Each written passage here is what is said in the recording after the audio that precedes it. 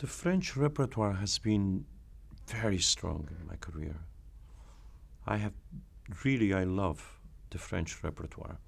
And among those roles, of course, the Samson role is very special. The Samson role is one of the most beautiful operas. I mean, and in fact, it was created as an oratorio. Saint-Saëns has the idea, then he has done an oratorio. Actually, it was, if I'm not wrong, I think it was premiered here at Carnegie Hall as an oratorium in New York, I mean, in the States. And it's just a perfect opera. I think the mystic side of the opera itself, it makes it very special. I mean, it is sometimes, you have the triangle exists in most of the operas. Either the tenor and the baritone then goes for the soprano, or the mezzo and the soprano goes for the tenor. So the triangle exists like this. But this triangle is a very strange one because it's Samson fighting with his duty, his really superior command of God to really guide his people and the love of a woman.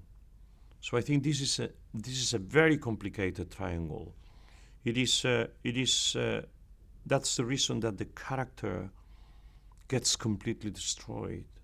It gets completely destroyed. I mean, then the only thing is, the last strength that God gave him back is in order to punish everybody else, But I think that he definitely, I mean, this woman and I always remember, when I was very young, I saw the film of Hedy Lamarr and Victor Mathieu. God, who could resist Hedy Lamarr? I mean, she was absolutely a beauty. And you can imagine that Delilah was that way. And after all, Samson was human, and he knew what he has to do, but he didn't know what he will find out. The character is slightly different that the character we see in the opera, because really, I don't know, I think Samson was married with somebody else, and Delilah either was the sister or the wife, and it is different stories in there. But here in the opera, it makes a lot of sense. This man that in desperation, when all the Jewish people, they're there without any help, and they said, God, they even reveal, a little bit, because said, why you don't hear us? And in that moment, Samson appears, said, arrêtez, o mes frères, stop, O my brothers, and just bénissez le nom du Dieu grand de nos pères. So let's bless the name of God, And then he gives the strength to everybody. And so everybody takes him as an example, as everybody gets inspired by his strength. And after, in the middle of that tremendous, when everybody gets the strength, so what happened? Abimelech comes and starts to laugh about the God of Israel. And so in that moment, Samson starts to pray to God, and he kills Abimelech, and I don't know how many more people, probably. He finished with a dozen, or I don't know how many people. And everybody sees him as the model, as the really guide and savior. And what is the next thing? So the next thing we see Samson praying with the whole Hebrew, with the old Hebrew, doing a praying, and of course they are together. And when they finish the praying, we start to hear such a fantastic moment, which is so theatrical. I mean, when Samson was thinking that this will be an oratorio, I mean, it's so magnificent. The moment that you are praying to God, you know, and you see all the Jewish people there, the Hebrew people with the Torah and everything, in the middle of this praying, we start to hear pum pim pum pum pum pum dun din dun din dun din. You know, and you start to hear all these voices of women and all this other completely different world, and we see Delilah coming. And in this third set, which Samson starts to pray to God, please, give me strength. Give me strength. I mean, what is this? And so the old Hebrew just called Samson, and he wasn't paying attention to him. He stays with Delilah.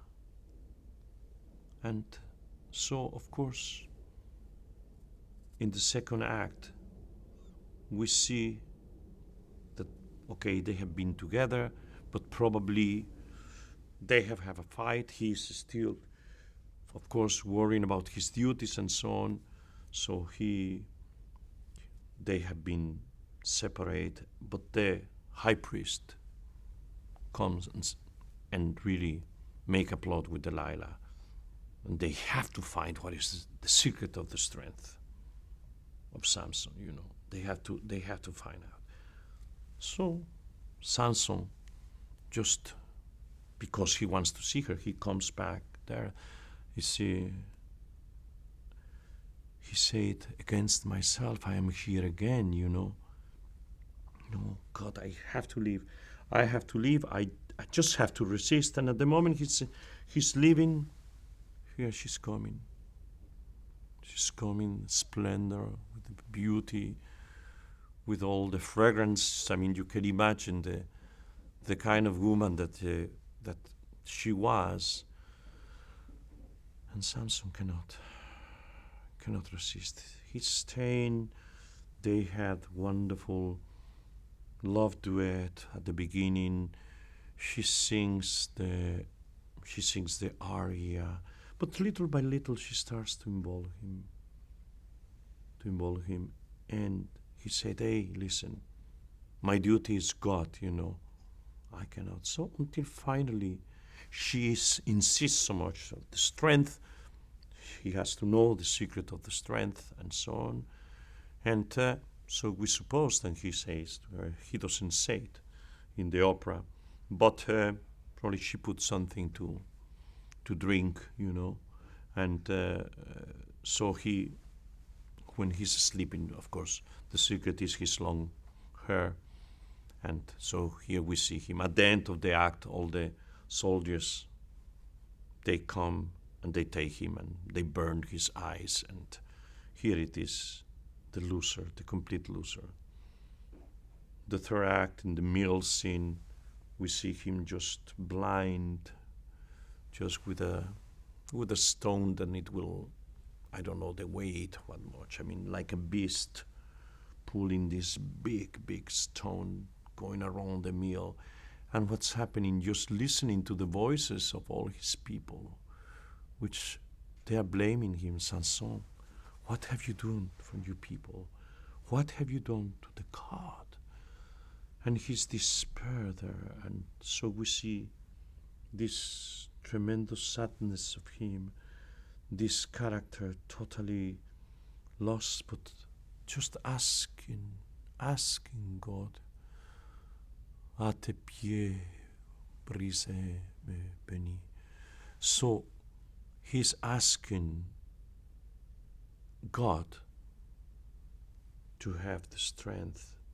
The next thing we see, that they are taking him from the mill. See?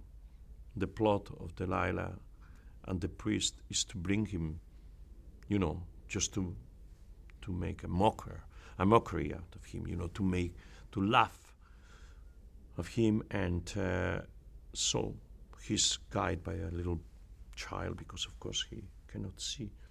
And then we see this fantastic theatrical also, this bacchanal, which is amazing, is one of orchestral piece which has so many colors and so much strength and so much beauty in it. And so Samson is there resisting, and so everybody starts to really trying to hurt him, laugh at him. Delilah also, in some of the stage, and she throws a glass of wine to his face, and everything is really going and growing and growing and growing into more and more sin, and more, the bacchanal is growing. You can let your imagination go where all these people, they will go, And then Samson is asking God for strength. He said, please, help me. And so he's put it in the middle of the temple, of course, and he's able to push these two columns. So he died with Delilah, the high priest, and everybody there. But what is the reason of the strength of this opera? Is really that one, that somebody then is supposed to be absolutely blessed by God with such a strength. He's weak at the same time for the love of a woman. And this love of the woman really is a betrayal. Did she ever like him? Did she ever love him? I don't know. Probably no. Probably yes. But of course, there were other interests there. And I think this is one of the roles. I have done it many, many times, over 100 times. And I have conducted opera also, and I of course enjoy so much singing it and conducting. This particular production is one of many other productions that I did at the San Francisco Opera. San Francisco Opera was one of the opera houses that I went for many years. It was kind of a regular theater for me to go every year, just like I was going to Covent Garden, to the Metropolitan, to Vienna, to La Scala, and it was stop every year. And so this is 1981, so I was 40 years old. And it's a beautiful cast, with Shirley Verrett, really splendid singer, splendid actress, and splendid beauty. And with Wolfgang Brendel doing the high priest. Nicolas Joel, which actually now is becoming the director of the Opera de la Bastille. And it was an assistant to Jean-Pierre Ponel. So he really was able, like me, to admire the director, the designer, the great artist that was Jean-Pierre Ponel. So the production is, it works very well. I did the production many, many years later in Chicago, and it works. I think it was almost like 10 years later or even more, and in another theater, and the production really, really works well. So with Shirley, I have a long contact since the early years of my career, since probably 1970, and singing it in the La Scala, Don Carlos, together, recording the Don Carlos with Giulini that same year, with that famous recording with her Caballé and Ruggero Raimondi and Cheryl Milnes has been really one of the famous recordings, with Giulini, which I have the great pleasure to work. This production of Samson, it is different to all the other ones I did, because in all the other productions, when I have to push the columns, I was pushing the columns this way so that the tempo will come. So there were all kind of different productions. Some ones more exciting, some others not so. But this one, it has a different way. Rather than pushing the columns, they tie me to the chains, very powerful chains, and I was pulling like this.